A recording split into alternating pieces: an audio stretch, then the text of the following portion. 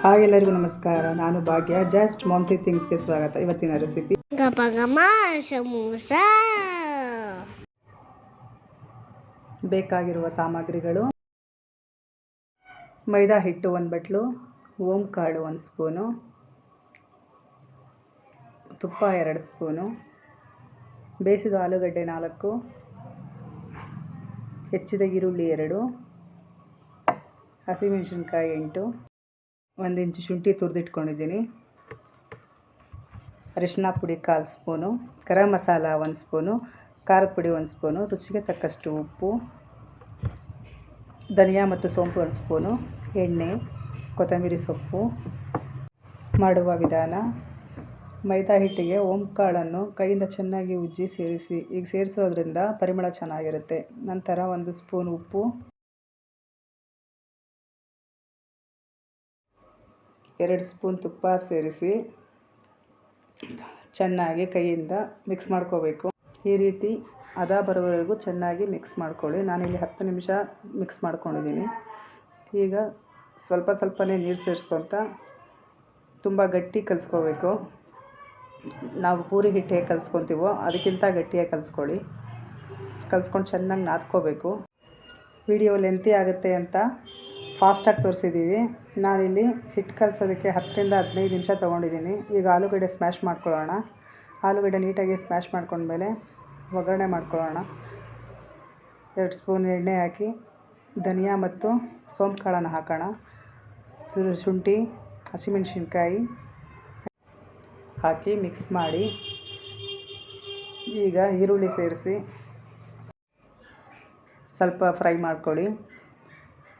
ಸ್ವಲ್ಪ ಫ್ರೈ ಮಾಡ್ಕೊಂಡಿದ ತಕ್ಷಣ stove flame ಕಮ್ಮಿ ಮಾಡಿ ಅರಿಶಿಣ, ಗರಂ ಮಸಾಲ, ಅಚ್ಕಾರದ ಪುಡಿಯನ್ನು ಸೇರಿಸ್ಕೊಳ್ತಾ ಇದ್ದೀನಿ.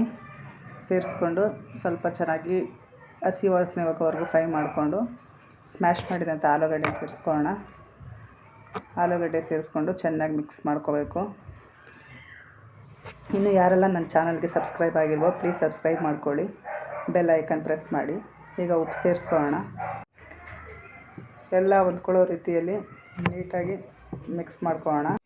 ಕಡೆಯದಾಗಿ ಕೊತ್ತಂಬರಿ ಸೊಪ್ಪು ಸೇರಿಸ್ಕೊಂಡು ಚೆನ್ನಾಗಿ ಮಿಕ್ಸ್ ಮಾಡ್ಕೊಳ್ಳೋಣ. ಚೆನ್ನಾಗಿ ಮಿಕ್ಸ್ ಮಾಡಿಕೊಂಡ್ರೆ ಸ್ಟಫಿಂಗು ರೆಡಿ ಆಗುತ್ತೆ. ಈಗ ಹಿಟ್ಟು ಅರ್ಧ ಗಂಟೆ ಕಾಲ ನೆಂದಿದೆ. ನೆಂದಂಥ ಹಿಟ್ಟನ್ನು ಚಪಾತಿ ಉಂಡೆಗಿಂತ ಸ್ವಲ್ಪ ದೊಡ್ಡದಾಗಿಯೇ ತಗೊಂಡು ಚೆನ್ನಾಗಿ ರೌಂಡ್ ಮಾಡಿಕೊಂಡು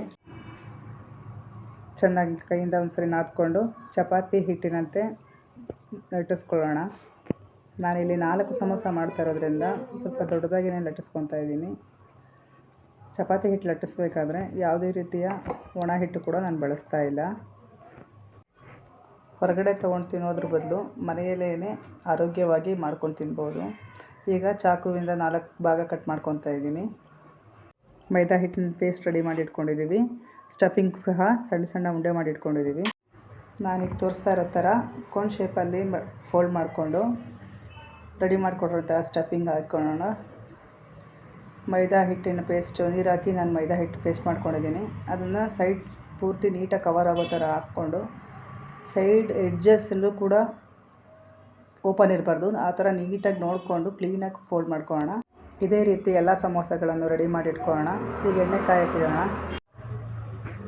ಎಣ್ಣೆಗೆ 1 ಕಾಯಿನ ಹಾಕ್ಕೊಳ್ಳೋಣ. ಈ ರೀತಿ ಕಾಯಿನ ಹಾಕ್ಕೊಳ್ಳೋದ್ರಿಂದ ತುಂಬ ಎಣ್ಣೆ ಹೀರ್ಕೊಳ್ಳೋದಿಲ್ಲ. ಹಾಗೆ ಫಿಲ್ ಮಾಡಿರುವ ಸಮೋಸಾಗೆ ಮೈದಾ ಹಿಟ್ಟಿನ ಪೇಸ್ಟ್ ಹಚ್ಚಿರೋದ್ರಿಂದ 5 ರಿಂದ 10 ನಿಮಿಷ ಬಿಟ್ಟು ಅದು ಡ್ರೈ ಆದಮೇಲೆ ಡೀಪ್ ಫ್ರೈ ಮಾಡ್ಕೊಳ್ಳೋಣ.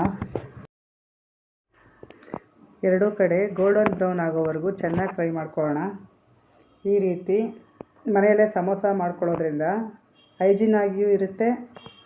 ಮಕ್ಕಳು ದೊಡ್ಡವರು ಎಲ್ಲರೂ ಕೂಡ ಇಷ್ಟಪಟ್ಟು ತಿಂತಾರೆ. ಎರಡೂ ಸೈಡ್ ಚೆನ್ನಾಗಿ ಗೋಲ್ಡನ್ ಬ್ರೌನ್ ಆಗಿದೆ. ಇದೇ ರೀತಿ ಎಲ್ಲ ಸಮೋಸಗಳನ್ನು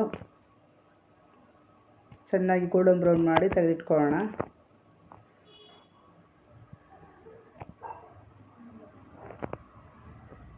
ಈಗ ಮನೆಯಲ್ಲೇ ಮಾಡಿದ ರುಚಿಕರವಾದ ಮಿನಿ ಸಮೋಸ ಸವಿಯಲು ಸಿದ್ಧ. Thanks for watching. ದಯವಿಟ್ಟು ಲೈಕ್ ಮಾಡಿ, ಶೇರ್ ಮಾಡಿ, ಕಮೆಂಟ್ ಮಾಡಿ.